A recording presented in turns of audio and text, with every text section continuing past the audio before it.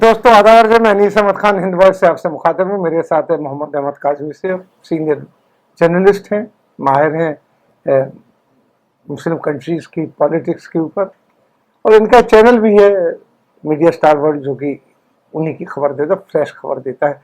आपका बहुत बहुत खैर मकदम है काजमी साहब। कई चीज़ें चली आप पिछले दिनों में, आपके पास आप अपने पिछले इंटरव्यू बता चुके हैं कि ईरान में राजनाथ सिंह की जाने पे क्या नताइज निकलेंगे, वो क्यों गए वो अभी आपने। मैं अब आपसे पूछना चाहता हूँ कि राजनाथ सिंह आए, अभी उनके हवाई जहाज का धुआं भी सेटल नहीं हुआ था कि हमारे विदेश मंत्री एस जयशंकर वो पहुंच गए, वो डिप्लोमेट हैं। जी जी, चाइना के भी मेरे एम्बेसडर भी रहे हैं, यहाँ तक कि उन्होंने जवाहरलाल नेहरू यूनिवर्सिटी से चाइनीज में ही डिग्री वो कोर्स वगैरह किए हैं, लैंग्वेज कोर्स किए हैं उन्होंने, और इसके बाद वो चले गए वहां पे। लेकिन कुछ चीज निकल के वहां से नहीं आ रही कि ये लोग अचानक दो बड़े टॉप जो माने जाते, भाई फॉरेन मिनिस्टर और डिफेंस मिनिस्टर, अब उसके बाद होम मिनिस्टर रहता है, तो होम मिनिस्टर तो बेचारे अभी तबीयत की वजह सेहत ठीक नहीं है, वरना हो सकता था वो भी चली जाती। अच्छा, मोदी जी भी कुछ नहीं कह रहे उसके ऊपर, मोदी जी भी नहीं जा रहे हैं वहां पे। लोग वक्त अगर बड़े परेशान होंगे, देखिए ये लोग विदेश घूम रहे, मैं नहीं घूम रहा हूँ, लेकिन वो एक अलग बात है। लेकिन ईरान जिससे ताल्लुकात हमारे जो ट्रेडिशनली बहुत अच्छे थे, लेकिन अभी सन 2019 से चीन की बेसिकली ट्रंप के दबाव में आके मोदी जी ने सरेंडर किया हुआ था मेन चीज तेल, जिससे चीन ईरान से भी खबरें आई थी कि उन्हें कुछ परेशानी हो जाएगी, तेल नहीं जाएगा, क्योंकि जाहिर सी बात इकोनॉमिक उनके ऊपर वो लगा हुआ, सैंक्शन लगी हुई है, कई किस्म के सैंक्शन लगा रखे हैं। लेकिन उसके बावजूद भी भारत ने तेल लेना बंद करके अरब से तेल लेना शुरू कर दिया, महंगा तेल। बार्टर से हमारे यहाँ मिलता था कि वो तेल देते थे और आपके यहाँ से सामान ले जाते थे, एक्सपोर्ट, तो एक्सपोर्ट भी बढ़ता था आपका।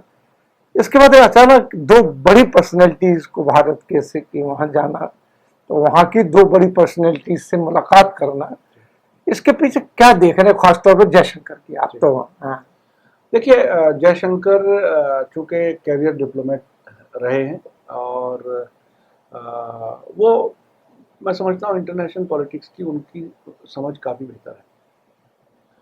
और ये बात अलग है कि उनको भी किसी हद तक कहा जाता है कि वो काफ़ी अमेरिका के नज़दीक रहे हैं, ये तो IFS में वो चीज़ें हैं। खैर, लेकिन इस वक्त जो इंटरनेशनल पॉलिटिक्स है, जिसमें ख़ास तौर पर चीन और भारत का जो टकराव है ईस्ट लद्दाख में, वो एक तरह से गले की हड्डी बना हुआ है भारत सरकार के लिए। चाइना वो वापस जाता हुआ नज़र नहीं आ रहा, और उन्होंने बहुत से हथियार, फौजी इक्विपमेंट सब LAC के नज़दीक तैनात किए। वो तो अरुणाचल वगैरह, और यहाँ देखिए आप उत्तराखंड वगैरह में भी उन्होंने अपनी घुसपैठ शुरू कर दी है। तो ऐसी सूरत में जब चीन और ईरान के ताल्लुकात काफ़ी अच्छे नज़र आ रहे हैं, पिछले दिनों 25 साल का एक एग्रीमेंट दोनों मुल्कों के बीच में हुआ, जो बहुत बड़ा एग्रीमेंट है, और वो सिर्फ सामान के लेने देने का ही नहीं है, बल्कि उसमें बहुत सी चीज़ें हैं, यानी स्ट्रेटेजिक जो एक तरह से डिप्लोमेसी में भी शरीक रहने वाली बात, उनके साथ बहुत ही नज़दीकी ताल्लुकात बन रहे हैं। मुझे ऐसा लग रहा है कि चूंकि मॉस्को में भी मुलाकात चीन के डिफेंस मिनिस्टर से हुई, हालांकि उस मुलाकात के बाद में दोनों के जो स्टेटमेंट आए वो उस तरह के नहीं थे जैसे कोई हालात सुलझते हुए नज़र आ रहे हों। उसमें कहीं ना कहीं प्रोवोकेशन था, जैसा कि चीन की तरफ से इल्ज़ाम लगाया गया कि भारत जिम्मेदार है इस पूरे स्टैंड ऑफ का, और भारत का तो रुख बहरहाल है, हालांकि टॉप लीडरशिप खामोश है, लेकिन फिर भी बातचीत चल रही है, और एस जयशंकर ने वेरी वेरी सीरियस कह करके इस इशू को बताया है। जयशंकर ने भी यही बात कही थी। हाँ, वही तो उसमें ایران سے دو بڑے منسٹرز سے ملاقات ماسکو جاتے اور آتے ہوئے، تو اس میں یہ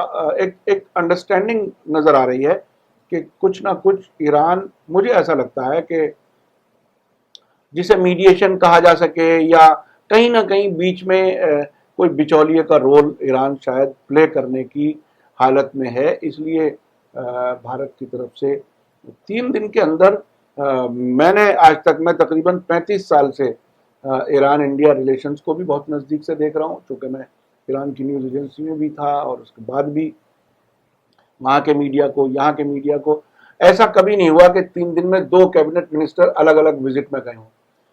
پرائم منسٹر کے ساتھ بہت سے منسٹرز جاتے ہیں، وہ ایک الگ ایک چیز ہے، وہ ڈیلیگیشن جاتا ہے، لیکن اس طرح سے ابھی تک میں نے نہیں دیکھا. تو یہ ایک میجر ڈیولپمنٹ ہے اس علاقے کا، اور امریکہ کے لیے ایک طرح سے یا تو امریکہ کے تال میل کے ساتھ بھارت یہ سب کچھ کر رہا ہے، اگر الگ سوچ کر کے کر رہا ہے تو شاید 2-4 دن میں امریکہ کی طرف سے کوئی ری ایکشن آ جائے گا، کوئی ناراضگی کا.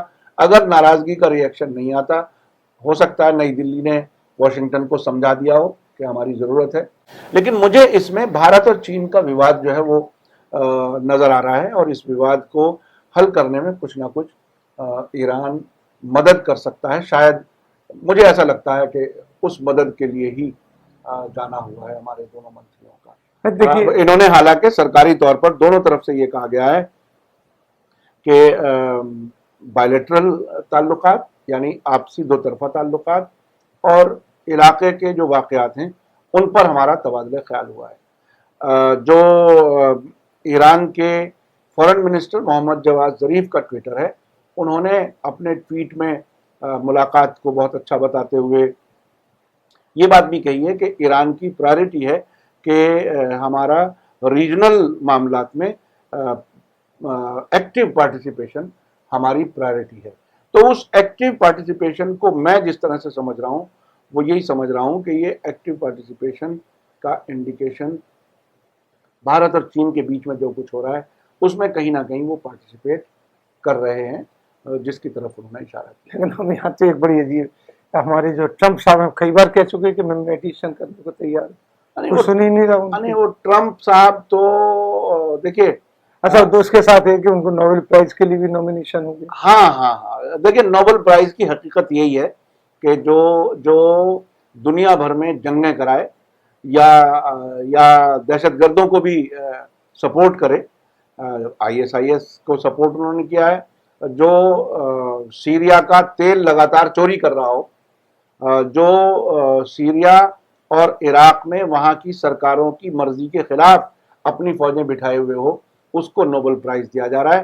تو یہ نوبل پرائز کا دھندا جو ہے وہ تو ان کا اپنا ایک طریقہ ہے، اور شاید وہ نوبل پرائز اپنے الیکشن کے ٹائم پر اناؤنس کرایا ہے تاکہ ہو سکتا ہے امریکی ووٹر جو ہے اس سے کہیں. چلیے، وہ تو بات ہے، امریکی ووٹر اتنا وہ نہیں کہ اس پہ آ جائے گا.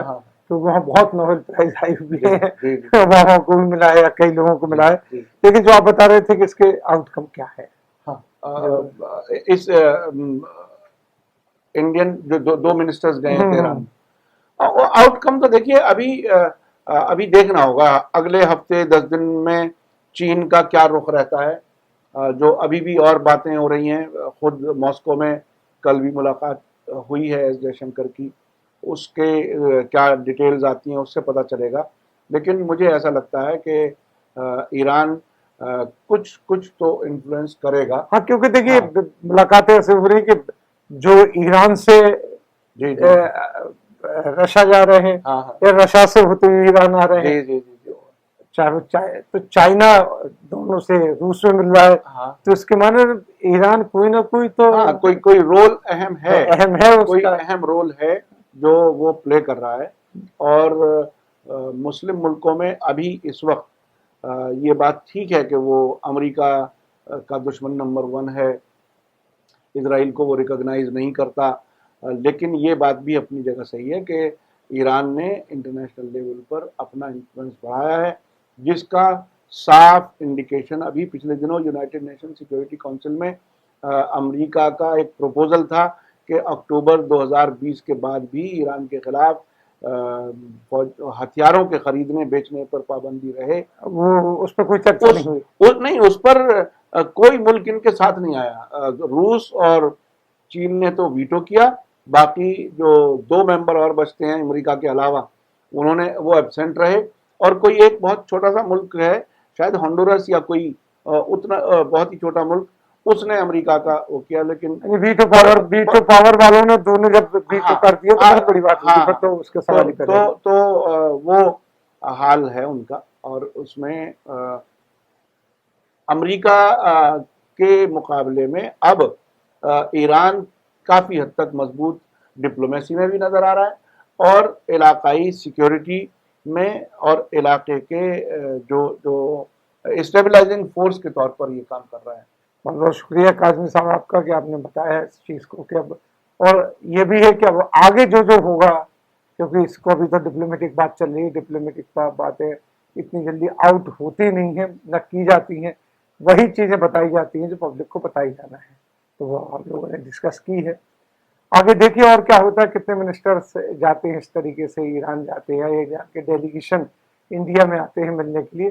اس کے بعد کچھ بات کھل کے نظر آئے گی، تو وہ ہم آپ لوگوں کو بتائیں گے کاظمی صاحب کے ذریعے. تب تک کے لیے دیجیے ہمیں اجازت.